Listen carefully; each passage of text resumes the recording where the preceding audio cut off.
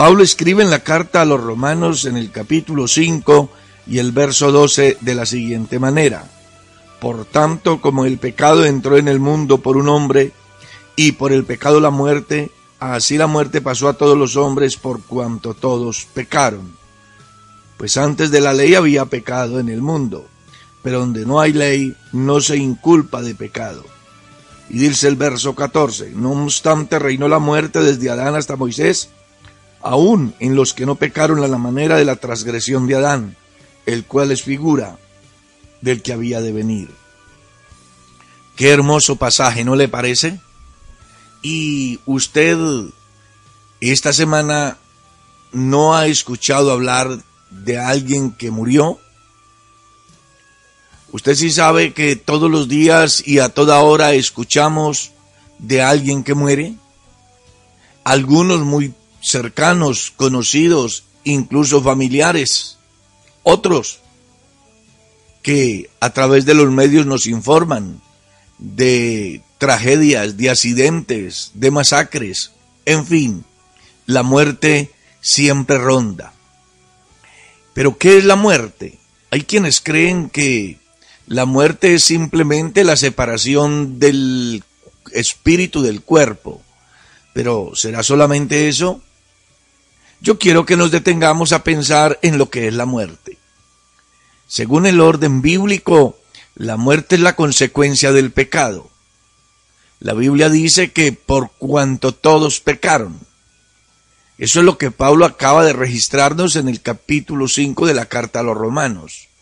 El pecado entró al mundo por un hombre y el pecado produjo muerte.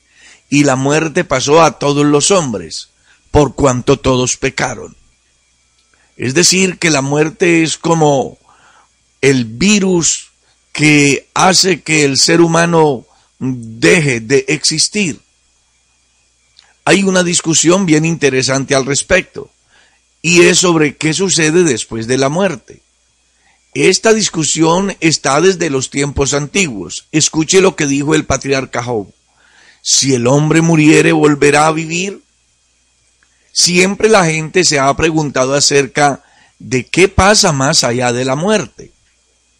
Todo porque al ser humano le interesa investigar sobre lo desconocido. Pero en primer lugar, lo que debes de tener en cuenta es que la muerte es la consecuencia del pecado. El pecado produce muerte, y el pecado es un mal que ha afectado a toda la sociedad. A grandes y a pequeños, a ricos y pobres, a reyes y siervos, a gobernantes y gobernados, a negros y blancos, amarillos y todos aquellos seres humanos que hoy estamos sobre la faz de la tierra, no podemos escapar a la muerte. Pablo escribía en la carta a los Hebreos y decía: está establecido que todos los hombres mueran una sola vez, y después de esto el juicio. Así que todos los seres humanos estamos confrontados a esta realidad. Pablo escribe en la carta a los Romanos y dice: porque la paga del pecado es la muerte. Es la muerte. Esta que se ha enseñoreado de toda la humanidad, que no ha dejado ileso a nadie. Que usted puede ser muy adinerado y ser soberbio y estar en lo más alto del pedestal, pero allá llega la muerte. O usted puede ser el ser más sencillo habido sobre la faz de la tierra y hasta allá llega la muerte. ¿Acaso usted no leyó lo que está escrito en el Evangelio acerca del rico y Lázaro? Escuche, había un rico que hacía banquetes con esplendidez, pero también había un mendigo que se llamaba Lázaro, lleno de llagas. ¿Y qué sucedía en estas dos personas? Sencillamente que mientras el rico hacía banquetes con esplendidez, el otro mendigaba para poder sobrevivir. Pero la muerte no hace acepción de personas. Vino el momento en que la muerte visitó al rico y también visitó al mendigo. El problema no fue la muerte, el problema fue lo que sucedió después de la muerte. Escuche, el rico fue al Seol, donde es atormentado día y noche, y el mendigo fue al seno de Abraham, donde es consolado. ¿Qué le parece? La muerte llegó Pero sucedió algo más allá. Eso que la gente hoy vive preguntando, ¿y qué pasará después de la muerte? Eso que incluso el patriarca dijo un día, si el hombre muriere volverá a vivir, tiene una respuesta clara hoy. Sí, claro que sí. Los seres humanos viven aquí, pero igualmente después de la muerte se inicia una nueva vida. Escuche, yo estoy convencido que los seres humanos comienzan a morir cuando nacen y comienzan a vivir cuando mueren. ¿Usted sí sabe qué decía Salomón? Salomón decía en el libro de Eclesiastés, si un hombre viviere 1000 veces 2 años, dice él que si no gustó del bien, no van a tener definitivamente un futuro glorioso. La verdad, perdió su tiempo sobre la faz de la tierra porque la oportunidad de definir su futuro fue en los días de su carne. El hombre puede vivir muchos años, como dijo Salomón, 2000 años incluso, pero eso es mínimo con relación a la eternidad que le espera. Y eso fue precisamente lo que le pasó a este hombre rico. Él no se condenó porque fuera rico, él se perdió solamente porque no quiso ir a Dios. Porque en la Biblia no está registrado que los ricos no se salvan. En la Biblia encontramos a gente rica salvándose y a gente pobre condenándose. Encontramos a ricos condenándose y a pobres salvándose. Porque no se trata de la riqueza, se trata del amor que se ponga a dichos bienes y que se desconozca a Dios. Y cuando los seres humanos desconocen a Dios, puede ser rico, puede ser pobre y se va a perder. Aquí lo que se trata es que 2 personas establecieron la diferencia acerca de lo que querían. Y el uno pensó que la vida era deleites, placeres y todo aquello en lo cual el hombre cree tener satisfacción. Pero había otro que a pesar de su situación difícil, tenía en cuenta que había un Dios a quien obedecerle, a un Dios a quien adorarle, a un Dios en quien esperar, en quien confiar y a quien entregarle todas sus tragedias. Y eso fue lo que marcó la diferencia en el momento que les visitó el ángel de la muerte. Usted debe de tener en cuenta que la muerte está establecida por Dios. Yo digo en esta mañana que la muerte es una expresión de la misericordia de Dios. Y alguien dirá, ¿y por qué? Escuche, Dios le dijo a la primera pareja que si ellos estaban en el huerto debían de abstenerse de comer del árbol de la ciencia del bien y del mal. Y les advirtió diciendo, el día que comáis de él, de cierto moriréis. ¿Y qué sucedió? Ellos desobedecieron a Dios y cometieron la infracción y esto produjo la tragedia, la expulsión del huerto y surgió el dolor, la enfermedad, la muerte y, ¿por qué no?, también la muerte eterna. Pero, a pesar de todo eso, Dios los sacó del huerto y estableció la muerte física para que los seres humanos en primer lugar no regresaran al huerto a tomar del árbol de la vida, porque si eso se daba, serían pecadores eternamente y eso querrá decir que jamás tendrán oportunidad de reivindicarse en la presencia de Dios. Por eso digo yo que la muerte de alguna manera es una expresión de la misericordia de Dios. Si Dios no establece la muerte y si Dios no expulsa al hombre del huerto, seguramente que el hombre hubiera alargado su mano para tomar del árbol de la vida y hasta hoy estaríamos con aquellos hombres primitivos cargados de pecados sin esperanza de salvación, condenados a una tragedia viviente. Pero Dios encontró una solución. Sacó al hombre del huerto, cerró la puerta, colocó guardianes para que el hombre no entrara y estableció una promesa, habló de la simiente de la mujer que es Cristo, para que los que habían perdido el derecho a la vida eterna, al recibir a Jesucristo, pudieran encontrar la esperanza de aquello que se había perdido.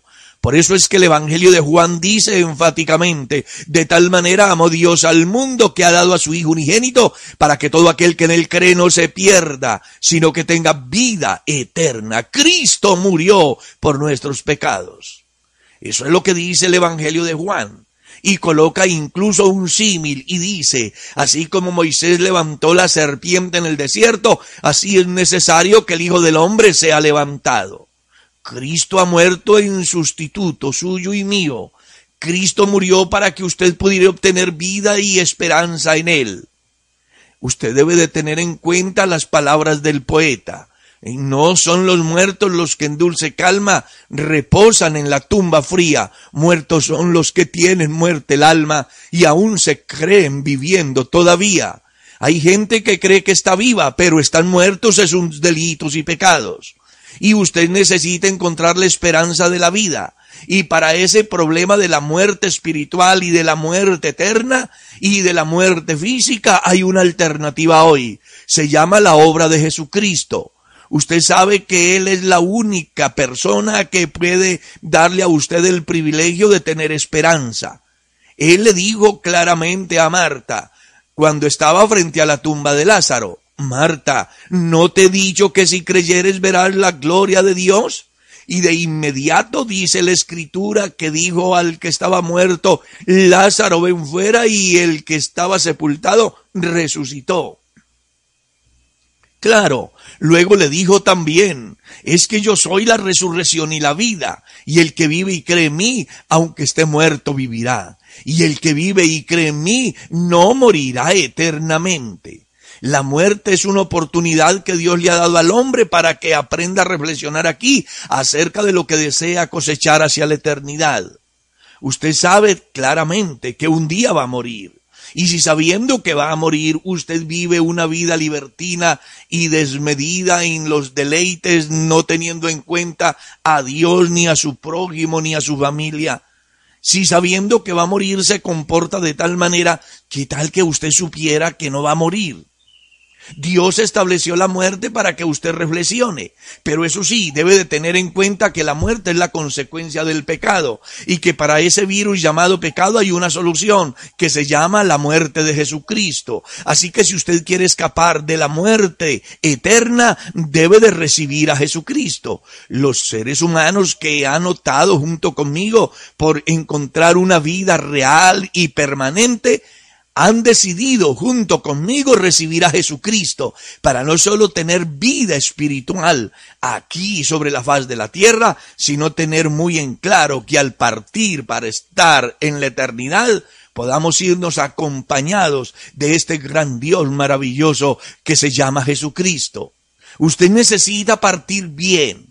Recuerde que después de la muerte nadie puede salvarlo. Recuerde que después de la muerte no vale súplicas ni ruegos. Recuerde que después de la muerte no sirven los tráficos de influencia. Usted aquí puede comprar el juez y puede comprar lo que quiera, las conciencias, las vidas de los demás y también venderlas. Pero escuche, usted debe de saber claramente que ante Dios no existe esa manera de negociar. Ante Dios es la realidad. La Biblia dice: el día en que Dios juzgará los secretos de los hombres conforme al Evangelio. Viene un día del juicio, como dijo Salomón. Vendrá el tiempo en el cual Dios ha de levantar a los muertos, unos para vida eterna y otros para vergüenza y confusión perpetua. ¿En cuál grupo está usted? ¿En los que aman a Dios, en los que obedecen a Dios y se preparan aquí para enfrentar la eternidad? ¿O está en el grupo de aquellos que serán despertados para vergüenza, para condenación perpetua? Usted es el que decide. Por fortuna usted está vivo y está escuchando esta reflexión bíblica. Ahora mismo usted allá en su cuarto puede arrodillarse, levantar sus manos y decirle a Dios: yo quiero tener vida eterna y he encontrado que la vida eterna está en ti. Te recibo como mi Salvador personal.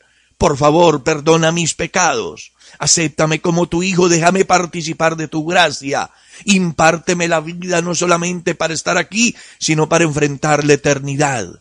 Recuerde, la muerte es algo establecido por Dios y lo único que usted tiene que hacer es prepararse para enfrentar